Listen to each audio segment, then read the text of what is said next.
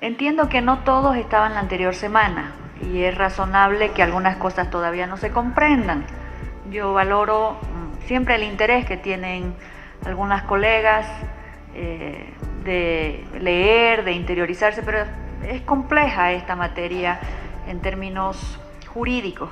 Entonces, si me permite, presidente, creo que sería importante hacer una explicación general introductoria antes de entrar otra vez al detalle, porque si no, cada artículo otra vez vamos a tropezar con la complejidad de no comprender la norma en su conjunto. Decíamos la anterior semana, es cierto que este es un proceso bastante largo de discusión que nació en la Cumbre de Justicia, que se diseñó como política criminal en el Código del Sistema Penal, que tenía los dos códigos juntos, la parte sustantiva donde están los delitos y la parte procesal. Es un proceso de muchos años, pero también asumimos que la sociedad no estaba preparada para una transformación tan profunda, sobre todo en la parte procesal. En la parte sustantiva, donde están los delitos, ustedes recordarán que la observación fue al artículo de la mala práctica médica. Fueron 3 o 4 artículos donde se generó más polémica política que contenido de fondo, que fue lo que originó que la norma fuera revocada o revertida.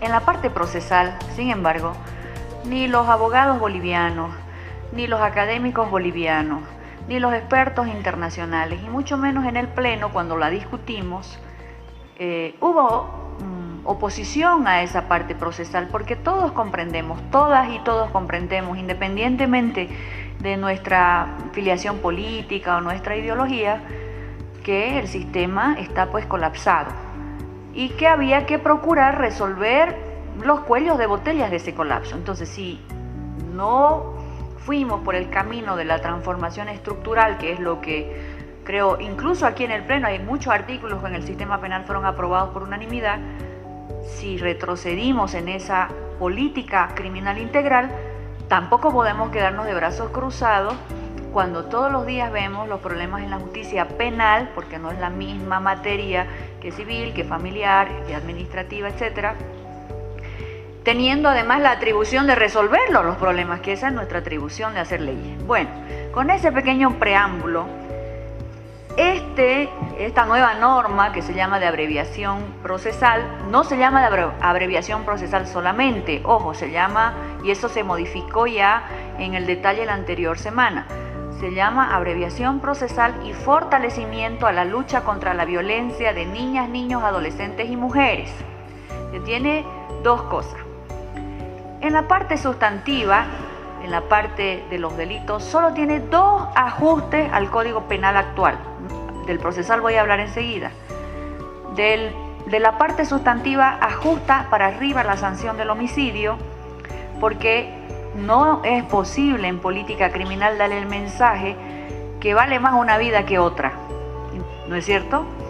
Empezábamos en el homicidio con 5 años de prisión y terminábamos con el infanticidio, el asesinato y el feminicidio con 30, sin derecho a indulto. Entonces hay una amplitud muy grande, no permite dejar claro en la sociedad que la vida es sagrada.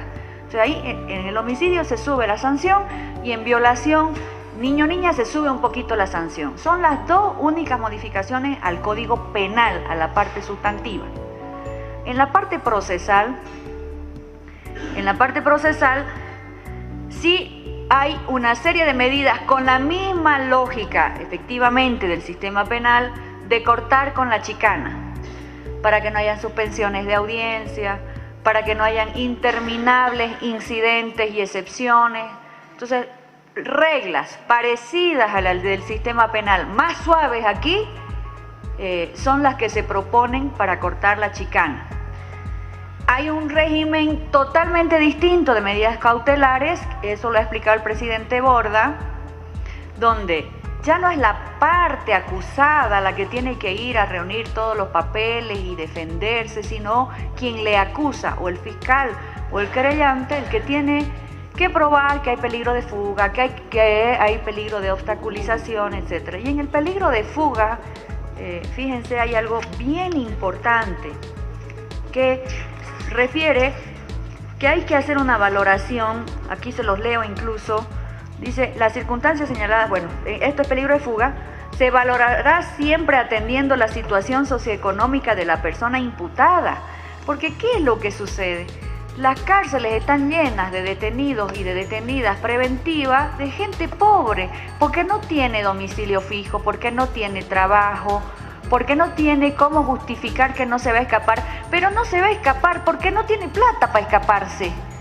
Entonces acá se le está poniendo reglas a la inversa, es decir, más trabajo van a tener los fiscales.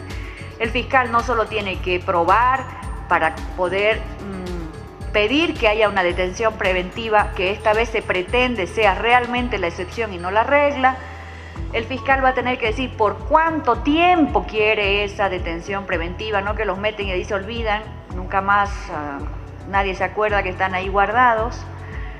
El fiscal además va a tener que no solamente promoverla, justificarla, decir por cuánto tiempo lo va a hacer y probar los peligros procesales, ¿no? Ahora los peligros procesales han sido sustituidos por el incumplimiento de la parte de la presentación de papeles.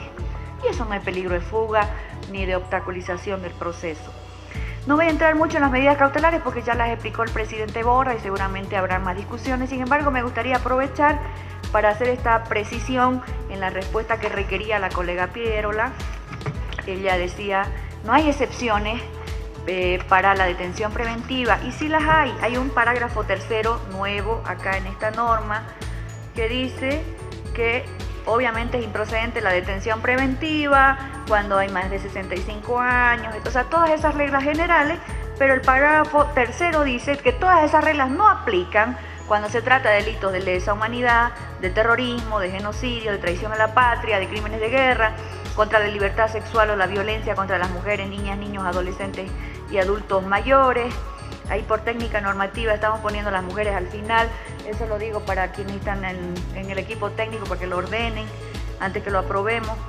Después, donde haya contenido patrimonial, en afectación al Estado y de corrupción, porque la propia Constitución dice que esto es imprescriptible, pues, ¿no? Entonces, eso está regulado ahí. Pero sigo. Entonces, en la parte procesal se intenta cortar la chicana, no de manera tan drástica como lo planteaba el sistema penal, pero sí hay reglas básicas. El régimen de medidas cautelares es distinto, se vuelca la carga de la prueba. Hay un refuerzo importantísimo en la lucha contra la violencia hacia niñas, niños, adolescentes y mujeres, con reglas claras para aplicar las medidas de protección. Yo sé que las dos abogadas que van a hablar ahorita, que es Norma y Joana, saben que en niño o niña ya hay medidas de protección y en la 348 también, pero no hay un procedimiento claro de cómo aplicarlas, cuándo aplicarlas y en qué condiciones. Entonces ahora en esta norma se establece cómo se las va a aplicar, cuáles son las sanciones ante incumplimiento, porque partimos de la premisa preventiva. Si en un hecho de violencia, sea contra niña, niña, adolescente o mujer, se aplican efectivamente las medidas de protección, lo más probable es que no haya ni infanticidio ni feminicidio, que es en definitiva lo que se intenta evitar. Ya no pudimos evitar el daño del hecho violento, pero por lo menos evitemos la muerte. Entonces, esas reglas de las medidas de protección, de quién las puede aplicar el primero que recibe la denuncia, sea el SLIM, sea la policía, el Ministerio Público, pero por supuesto en el marco del debido proceso, en 48 horas hay que poner en conocimiento del juez instructor para que ratifique o modifique esa medida de protección. Otra cosa interesante que tiene el proyecto de ley es que tiene un procedimiento especial para los casos de las violencias, que básicamente tiene dos ejes.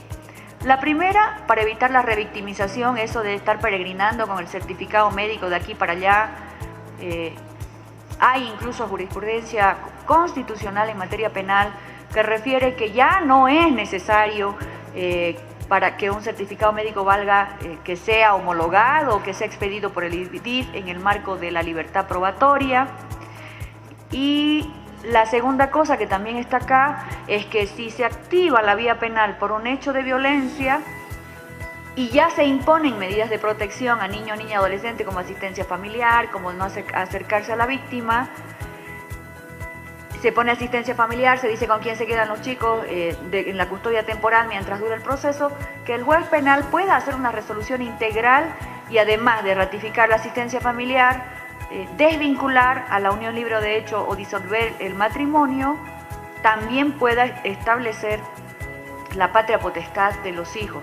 Ese es un procedimiento realmente novedoso para evitar la revictimización, para evitar que la mujer tenga que peregrinar en varios foros, ¿no? Civil, familiar e incluso penal, cuando un hecho de violencia genera un contexto de vulnerabilidad extrema para la mujer o la víctima litigante, con todo un sistema además que ante la duda nunca va a dar a favor de la mujer. Entonces eso es en términos generales el proyecto de ley. Entiendo que la técnica normativa es compleja.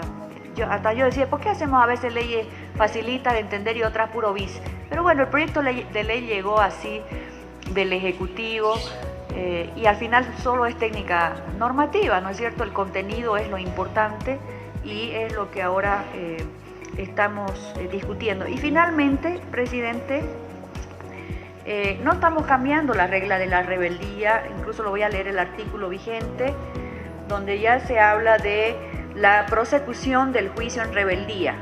El 91 bis del procesal penal vigente dice: cuando se declare la rebeldía de un imputado dentro del proceso penal por los delitos establecidos en los artículos 24 y 25 y siguientes de la Ley de Lucha contra la Corrupción, enriquecimiento ilícito e investigación de fortunas, el proceso no se suspenderá con respecto del rebelde, que es el único caso, ¿no? En los demás casos sí se suspende con respecto al rebelde.